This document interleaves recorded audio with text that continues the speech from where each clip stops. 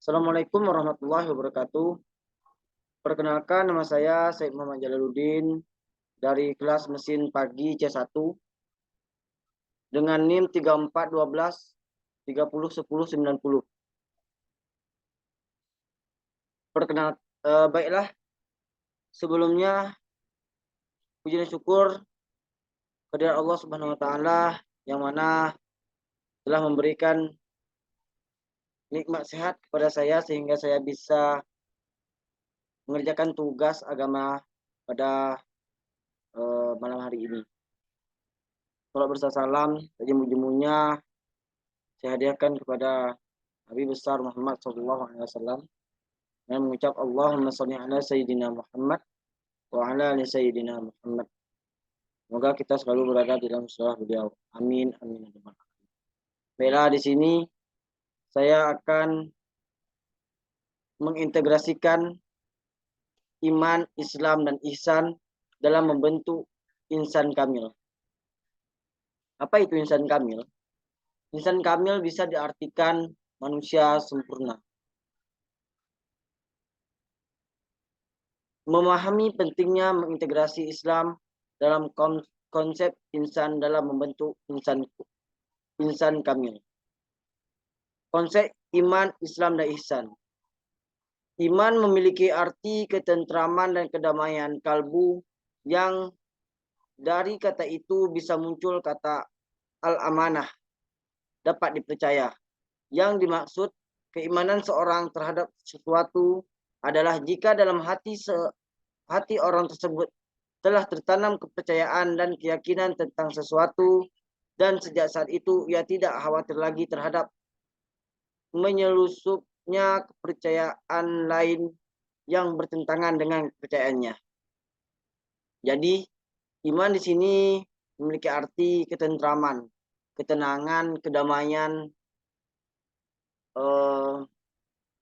Kedamaian bukan berarti kita memiliki banyak uang ataupun punya berlimangan harta, tapi kedamaian itu adalah jika kita memiliki iman yang bisa dibilang cukup sehingga kedamaian itu datang sendirinya.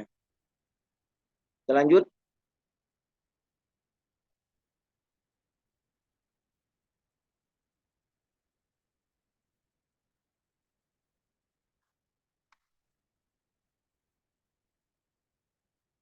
Di sini terdapat ayat memerintahkan agar umat manusia beriman kepada Allah Subhanahu wa taala di dalam surat Quran surat An-Nisa ayat 136.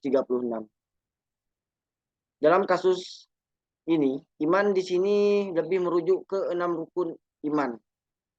Percaya kepada Allah, yaitu membenarkan dengan hati bahwa Allah ada dengan segala sifat keagungan dan kesempurnaannya.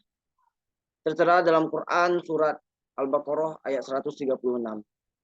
Yang kedua, percaya kepada malaikat Allah. Secara bahasa ialah percaya, sedangkan secara istilah iman kepada malaikat adalah meyakini sepenuh hati bahwa Allah Subhanahu wa taala telah menciptakan malaikat sebagai makhluk gaib untuk melaksanakan segala perintahnya. Yang ketiga, percaya kepada kitab-kitab. Pengertian kepada kitab-kitab adalah mempercayai dan meyakini sepenuh hati bahwa Allah Subhanahu wa taala telah menurunkan kitab-kitabnya kepada para nabi atau rasul yang berisi wahyu Allah untuk disampaikan kepada seluruh umat manusia. Keempat, percaya kepada rasul-rasul. Iman kepada rasul berarti meyakini dengan sepenuh hati bahwa rasul itu benar-benar utusan Allah yang ditugaskan untuk membimbing umat-umatnya ke jalan yang benar, yaitu kita, agar selamat dunia dan akhirat. Kelima, percaya kepada hari akhir atau kiamat. Pengertian hari akhir atau kiamat terbagi dua. Terbagi dua pengertian. Hari akhir menurut bahasa dan pengertian hari akhir menurut istilah. Menurut bahasa etimologi adalah hari berakhirnya segala sesuatu yang ada di muka bumi. Sedangkan pengertian hari akhir menurut istilah terminologi adalah peristiwa di mana alam semesta beserta isinya hancur luluh yang akan membunuh semua makhluknya tanpa terkecuali. Keenam, percaya kepada qada dan qadar. Qadar berarti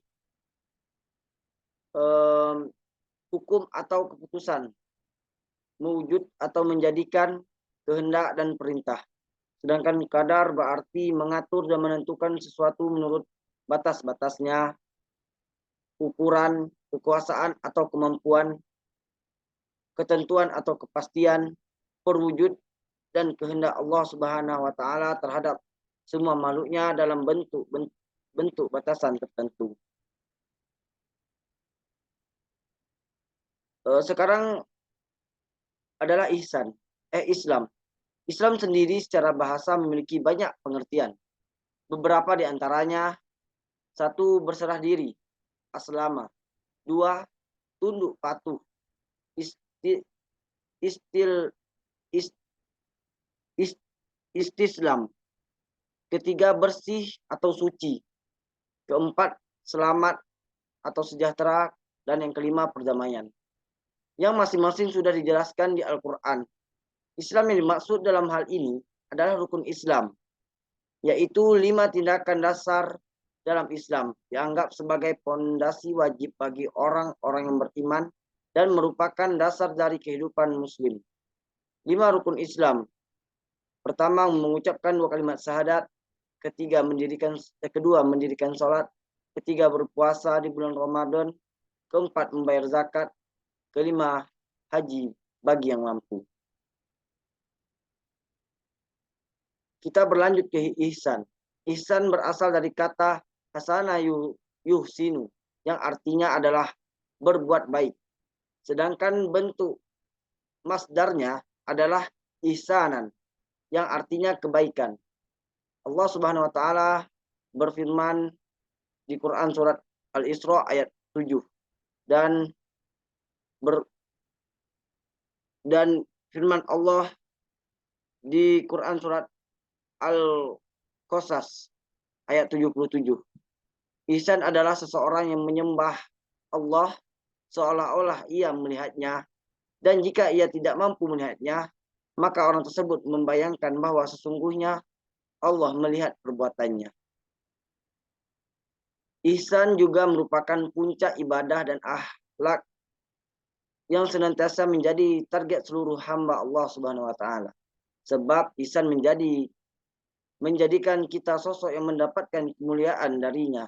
Sebaliknya, seorang hamba yang tidak mampu mencapai target ini akan kehilangan kesempatan yang sangat mahal untuk menduduki posisi terhormat di sisi Allah Subhanahu wa taala. Rasulullah Shallallahu alaihi wasallam pun sangat menaruh perhatian akan hal ini, sehingga seluruh ajaran-ajarannya mengarah kepada satu hal, yaitu mencapai ibadah yang sempurna dan Allah yang mulia guna mencari rahmat dari Allah Subhanahu wa taala. Konsep insan kamil. Menurut Kansabib Kajakan, kata insan dipandang berasal dari turunan beberapa kata, misalnya uns yang artinya cinta, sedangkan yang lain memandangnya berasal dari kata nas yang artinya pelupa. Karena manusia hidup di dunia dimulai dari terlupa dan berakhir dengan terlupa. Yang lain lagi berkata asalnya adalah insan, seperti mata. Manusia adalah mata. Dengan nama Tuhan menurunkan sifat dan asmanya secara terbatas. Insan kamil karena merupakan cermin yang merupakan pantulan dari sifat dan asma Tuhan, yakni Allah Subhanahu wa taala. Sedangkan menurut Ibnu Arabi ada 2 tingkatan manusia dalam mengimani Tuhan. Pertama, tingkat insan kamil. Mereka mengimani Tuhan dengan cara penyaksian. Artinya mereka menyaksikan Tuhan. Mereka menyembah Tuhan yang disaksikannya. Kedua, manusia beragama pada umumnya mengimani Tuhan dengan cara pendefinisian yang berarti mereka tidak menyaksikan Tuhan, tetapi mereka mendefinisi Tuhan berdasarkan sifat-sifat dan nama-nama Tuhan. Asmaul Husna. Abdul Karim Al-Jili membagi insan kamil atas 3 tingkat. Pertama, tingkat permulaan. Dapat merealisasikan asma dan sifat-sifat ilahi pada dirinya. Yang kedua, tingkat menengah. Sebagai orbit kehalusan sifat manusia yang terkait dengan realitas kasih Tuhan, pengetahuan yang dimiliki oleh insan kamil pada tingkat ini telah meningkat dari pengetahuan biasa, karena sebagian hal-hal yang gaib telah dibukakan Tuhan kepadanya. Ketiga, tingkat terakhir, Alkitab. Pada tingkat ini, insan kamil telah dapat merealisasikan cinta Tuhan secara utuh. Insan kamil pada umumnya diartikan sebagai manusia yang sempurna, baik dari segi wujud dan pengetahuannya. Kesempurnaan dari segi wujudnya ialah karena dia merupakan manifestasi sempurna dari citra Tuhan, yang pada dirinya tercermin nama-nama dan sifat Tuhan secara utuh. Adapun kesempurnaan dari segi pengetahuannya ialah karena ia telah mencapai tingkat kesadaran tertinggi, yaitu menyadari kesatuan esensinya dengan Tuhan, yang disebut makrifat. Terakhir, pengaruh iman, Islam dan ihsan dalam membentuk ihsan. Kaum muslimin menetapkan adanya 3 unsur penting dalam agama Islam, yakni iman, Islam, dan ihsan sebagai kesatuan yang utuh. Kaum muslimin di Indonesia lebih mengenal istilah akidah, syariat, dan akhlak sebagai 3 unsur pokok ajaran Islam. Akidah merupakan cabang ilmu agama untuk memahami pilar iman. Syariat merupakan cabang ilmu agama untuk memahami pilar Islam dan ikhlas. Dan pilar Islam dan akhlak merupakan cabang ilmu agama untuk memahami pilar ihsan.